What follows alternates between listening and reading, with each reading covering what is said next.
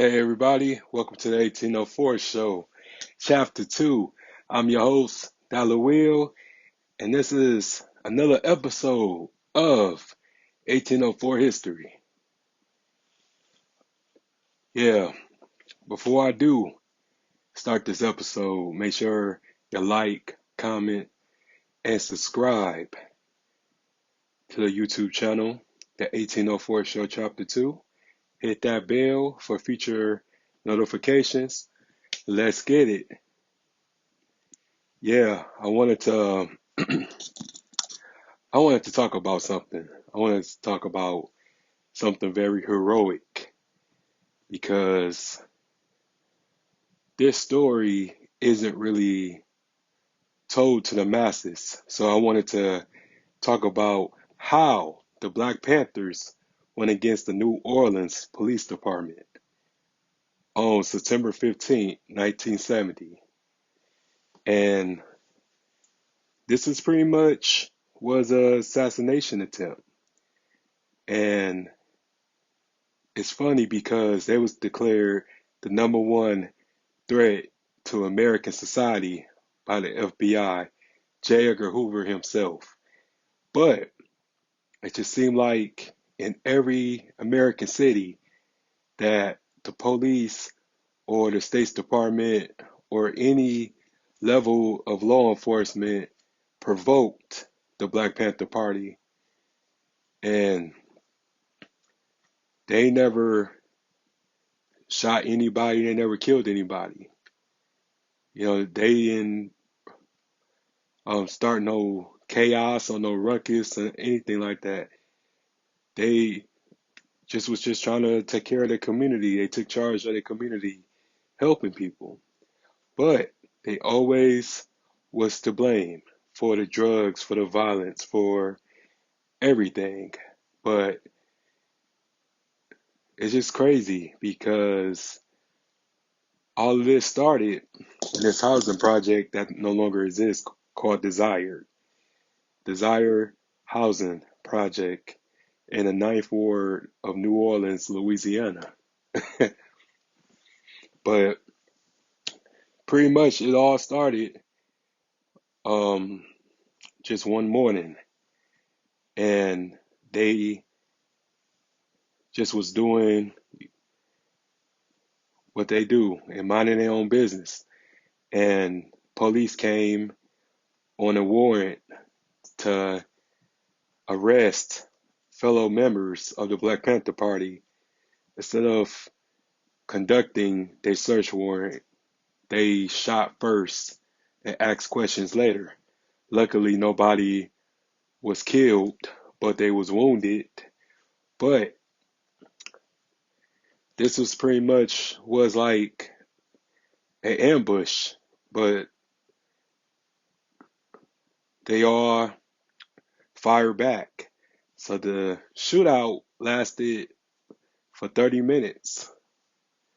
And after the gun had like stopped and the shooting has ensued, 12 Black Panthers was arrested on attempted murder charges of police. But this all started in a housing project, which was built 1956, and they pretty much didn't care about the housing project. It was pretty much built without cement, so people who lived there, it was pretty much like 20,000 people that stayed in that community, and it was really run down, horrible maintenance, and it was poverty stricken, but they made the best out of it. And it was just like a little community where like all the kids would play and have fun. Even though it was poor, they still made lemons out of lemonade. And just hearing about this just really was like very troubling because, how can you just expect people to live in those conditions? And back then, slumlords was like um, all over the place in every American city, because when you was black during like segregation and um, during like when food stamps, WIC, Medicaid, and all that was prominent in those communities, like, they didn't care about how blacks lived and how poor you were. You just made the best out of it, basically.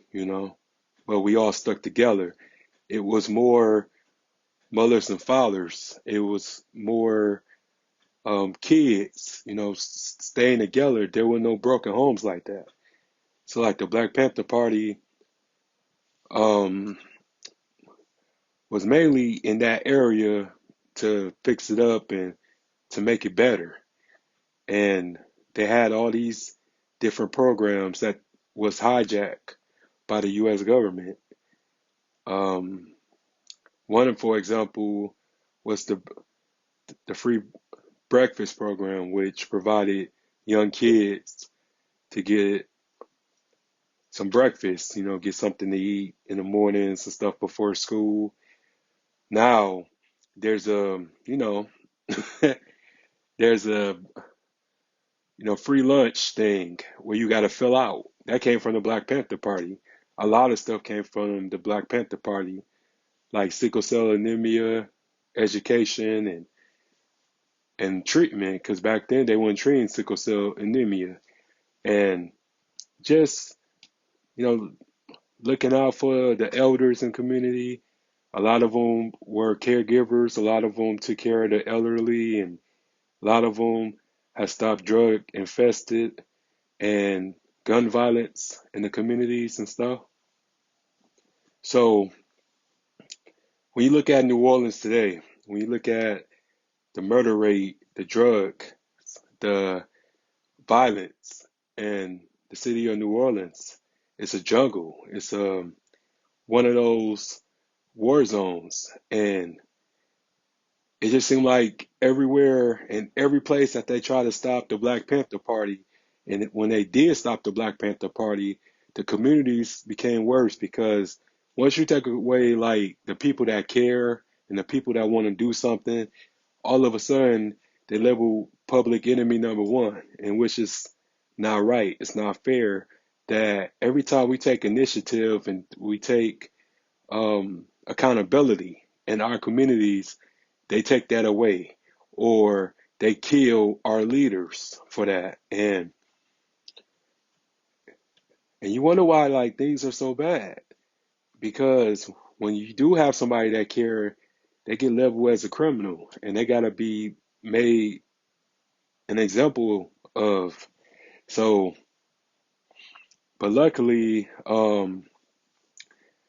few was acquitted, few went to jail for the police shootout, and it's just kind of sad that a lot of our political leaders who, stood for something, and they was locked up for many years, and a lot of them were dead. And I'm not just talking about in this particular story, but I'm talking about just in general. Like every time when a black man, black woman, black kid, because it was kids in the Black Panther Party as well, just stood for something, they got killed, or they got exiled, or they, was able to flee because of the heavy duty surveillance or COINTELPRO during the FBI and the US government. Because every time when we try to take a stand, they knock us down, and it's not fair. And to everybody who's from New Orleans and stuff like that, um, can y'all like, you know, give me like some type of information that you may have that wasn't documented? You could put that in the comment section and stuff like that. Help a brother out with your stories and your experiences from your OGs and stuff. That will be helpful and stuff, because I still want to learn about this from the people that were there and the people that lived it. Just let me know. But it just, these type of stories, man, they just make it seem like we ain't never did anything or took initiative or just allowed things to be bad, but that wasn't the case. And every time when we try to um, make our communities just well-rounded, it was always destruction by the law enforcement. It was always shootouts. It was always murder. It was always violence. Not through the Black Panther Party, but it was just the police, in every American city that ever rioted. And just need to understand that nothing's going to get better unless we make it better. And I know that people care, this and that, but they're afraid to say anything. They're afraid to do anything because they don't want to be locked up or they don't want to be murdered. But a lot of our ancestors, man, a lot of our elders, man, made sure that we are able to do the things that we do today, that we are able to go to school, we are able to have a free education, we are able to work at any place we want to work without any discrimination. But yeah, this is unfair. This is crazy.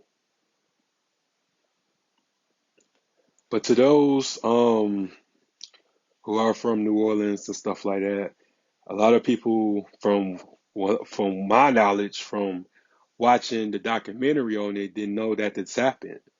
So if any of y'all have any information on this subject, just hit up the comment section. Tell me what you may heard or tell me what you saw. I would love to read and to be informative. But yeah, I just wanted to tell y'all a story because that was dope. That was nice, for y'all to go against the police back in them days and stuff. And we just need to, us as people, black people, um, we just need to do better, as far as our communities, because, there's people that would die for what they believe in. And I'm happy to have learned and to do this story because this story motivates me. This story is courageous and bravery all in one. But yeah, I'm just happy to know that we have stood for something. One of the examples that we stood for something and risk our lives for a better tomorrow. But yet, we still fighting a good fight. So kudos to y'all who stood against the police department, who try to do the right thing, who try to make a difference in this world. But I'm sorry that y'all wasn't successful. And we just have a whole lot of work to do. But yeah, we good. Black is beautiful. Black is lovely. And that's the end of this episode. And hope you guys enjoy. Thank y'all for watching.